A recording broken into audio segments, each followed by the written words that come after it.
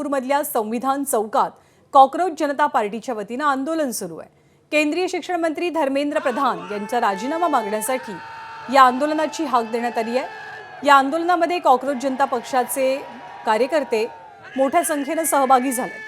सीजेपीचे नेते अभिजित दिपके यांनी आंदोलनासाठी ते नागपुरात पोहोचलेत। या आंदोलनात उपस्थित असलेल्या तरुणांची संख्या मोठी असून त्यात डाव्या विचारसरणीचे विद्यार्थी, डाव्या संघटनेचे विद्यार्थी आणि पदाधिकारी आणि कार्यकर्ते खास करून सहभागी झालेत। रजत वशिष्ठ आपल्या सोबत आहेत। रजत, कसा प्रतिसाद मिळतोय कॉकरोच जनता पार्टीच्या नागपूरमधल्या आंदोलनाला?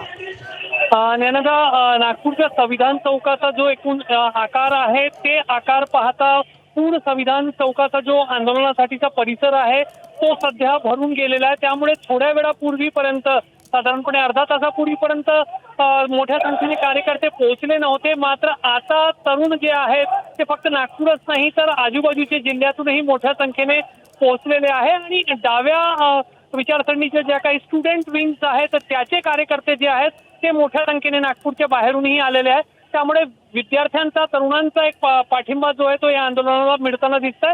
अजून अभिजित दिपके या ठिकाणी पोहोचलेले नाही।